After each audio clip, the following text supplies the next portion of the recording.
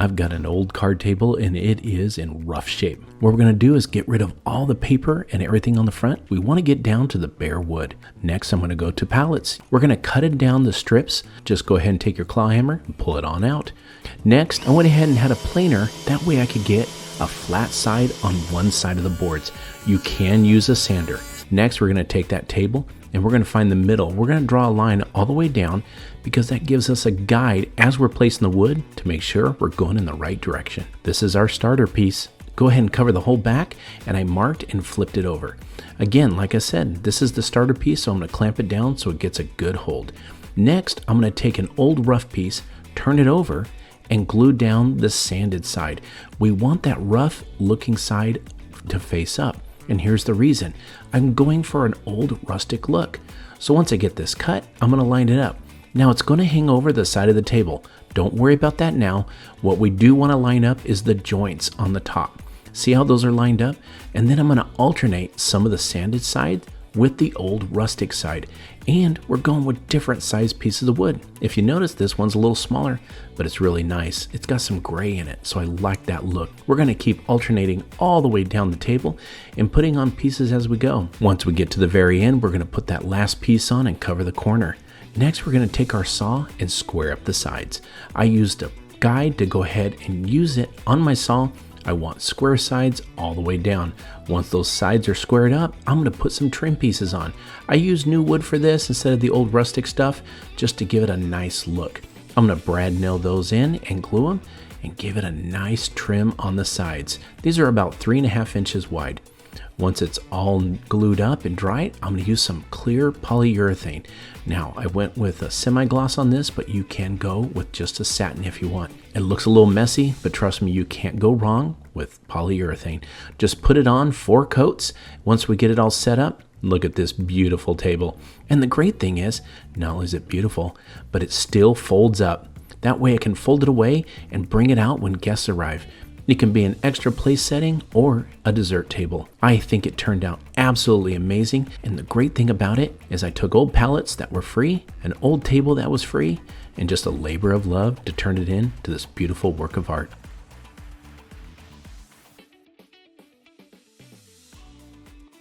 I've got an old folding table that needs to be resurfaced, and I was inspired by Lindsay from repurposeandupcycle.com. As you can see, it's full of stains and paint from all the stuff that I used to do on it. First thing we got to do is get it cleaned up. We don't want any dust or any imperfections on it. Just wipe it off, make sure it's dry. Next, we need some liquid wood. Retique makes a perfect product for this. Once you do get it, make sure you get it stirred. If there's any settling, we want it mixed in. And it's just like paint. We're just going to go ahead and start painting away. Now, we want to make sure we cover every square inch of the table. You also don't need to put on too thick of a coat, but we don't want too thin. We just want to make sure it's covered. Use a regular brush and just put it on. Make sure it's a good quality brush though. We don't want to lose any bristles. As you can see, I'm just covering every bit of this table that I can. Long strokes back and forth. Now, this is not like painting a wall where you just got to make it perfect. This stuff goes on good. Just put it on. Make sure you, again, like I said, cover every bit, and don't forget those sides. We want to make sure everything is covered. Now here's the first coat. I know it doesn't look that good, but don't worry. You can put a second coat if you want, but I'm going to show you the magic of this. We're going to go ahead and put that second coat on because this is the one we're going to work with. Now on the second coat, I did put it a little thicker than I did with the first one. Make sure that it dries 2 hours in between. Now this right here is called a graining tool. It is absolutely perfect for what we're going to do. It's going to give that table a good old-fashioned wood look. Now using a rocking motion, you're going to take that graining tool and go back and forth. Look at those grains come through. It actually looks like an old wood table. Now there's actually no wrong way to do this. Just keep going back and forth and rocking the graining tool as you go. Just start on one end of the table and go all the way to the other. And it's super easy to clean off after you're done. If there is any imperfections just like this, no worries. Before it dries, go ahead and take that paint and put it right back on. You can actually go over the grain that you've already done. Because once you get that paint on, using a rocking motion again, use your graining tool, and it just takes care of that. Now, Once it's dried for about 2 hours, look at those grains come through. But we're not done yet. It's time to stain. I like to go with a darker stain than normal because look at that. Again, like I've said before, you can already see that wood grain coming right through. Now, I am putting it on a little thick. I typically do that with my stain, but that's okay because once we get it on, take a lint-free cloth and you're going to take it right off. What's going to happen is this stain is going to stick to those grains and it's going to make it look really good. So get it all off, and once you do that, it's time we got to protect the stain. We're going to use a water-based polyurethane. Now it goes on a milky color, but don't worry, once it dries, it is crystal clear. So just go ahead and put it all over. If you need to put a second coat, you can. This table looks amazing. All the stain colors are completely gone, and it looks like a brand new faux wood table.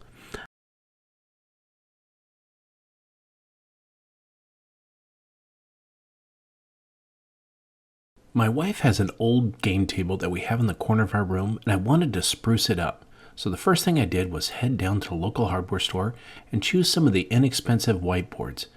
Want to make sure that they're as straight as possible, especially for this project. I brought the table outside and set it up. I want to use it to make the measurements and build it right on top of the table. All I had to do was take the 1x6s and lay them out. This table is about 6 foot long, so it's perfect for these length of boards. The difference with this type of build is we're actually building it upside down. You want the best looking boards to face downward because then we'll turn it over. So I'm going to get them all looking good, face down, and even blemishes like that are okay. First thing I want to do is measure the board for some of my cross beams. I'm going to cut those a little bit short using my miter saw, and I'm going to use the same size boards as I did on the top. What I'm going to do is make sure all the boards are straight and level with each other, and then I'm going to mark out where I'm going to place the boards because I need to lay some good wood glue down. Want to make sure that we get it all over. People don't realize that glue is stronger than nails and screws. Once I get it down, go ahead and use a foam brush and get it all over. The more area it covers, the better it's going to adhere. Then I'm going to take my cross board, remember this table's upside down, and I'm going to put it on top of the glue and use finish nails to put it in. These nails are only 1 1/4 inch, so by nailing from the bottom, they won't show through the top. Once I got my 2 cross boards on that are making it strong and braced, I'm going to flip it over. Then measure it with the table, and it's time to put the side pieces on. I'm going to use some 1x3s with mitered joints. That's going to give it a nice clean look. Next, I'm going to place it up next to the edge of the table, get it lined up, and use the nails to put it in place. If the board drops because of warping, just go ahead and use your hand and move the board into place. Place a nail in there, and it's going to give you just a nice smooth finish. Look how good that is. Another thing I need to mention, use that glue again, especially on the sides. We're going to put the glue on there and use the nails to put it in place. If on the ends the boards are a little off, again, use your hand, put it into place, and then watch this. Use a couple of nails, and it's going to hold it perfect for you. It's going to give it a nice smooth edge. Next, we got those little holes. I'm going to go ahead and use some wood putty. This goes on pink, but it dries beige. That way you know it's ready for sanding. I went ahead and used a higher grit sand paper, like a 220, and went ahead and sanded the whole table down. Some of your boards might have a stamp on it. Go ahead and just sand it. It will come right off. That's not a problem. Next, I got all the sawdust off, and it was time for staining. I chose my wife's favorite color, which is gunstock. I use a towel instead of a brush. I feel like I get a lot better result when I can smear it on like this instead of brushing it on. Make sure that I don't have any dark spots, and I go ahead and do the whole table, one little spot at a time. Want to make sure that you rub it all out, and make sure, again, like I said, no dark spots. After you get the stain on, it's time for clear polyurethane. That is what's going to give it a nice factory finish. This polyurethane goes on creamy color, but it dries clear. With a little sanding in between, this table is ready to go. Now, Do you remember that old card table that we had? Well, watch this. This is amazing. Go ahead and put the new wood table down on top, and it's time to decorate.